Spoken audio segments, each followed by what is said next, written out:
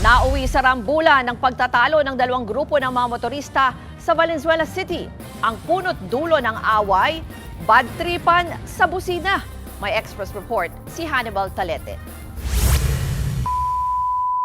Suntukan guys, oh. Nakunan ng video ang dalawang grupong ito na nagsusuntukan sa MacArthur Highway sa Barangay Marulas sa Valenzuela City.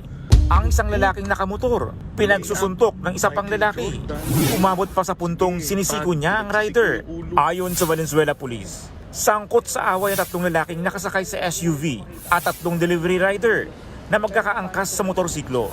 Kapwa nakainom ang dalawang grupo. Nagsimula pa raw sa Malabon ang alitan ng dahil lang sa busina. Yung mga nakamotor ay binubusinahan daw di umano yung SUV. Pagdating dito sa may bandang Marulas sa boundary ng Malabon, Valenzuela, dahil dito yung stoplight, dito sila nagpang-abot.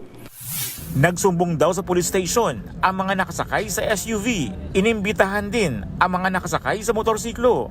Nagkaareglo na rin ang dalawang panig. Pero magsasampa pa rin daw ng reklamong alarm and scandal ang mga pulis dahil sa abalang dinulot nila sa ibang motorista. Aminado ang mga nakasakay ng SUV na nakainom sila. Tanggap naman daw nila ang isasampang reklamo. Pares po nag-init kami that time, so nagkamali po lahat. Harapin na lang po kasi talagang mali naman talaga. Mali kami. Tumanggi namang magbigay ng pahayag ang mga delivery rider na sangkot sa rambulan. Nagbabalita mula sa frontline, Hannibal Talete, News 5. Mga kapatid, Ruth Cabalco, para sa mabilis na pasada ng mga balitang dapat niyong malaman, mag-follow at mag-subscribe sa social media pages ng News 5.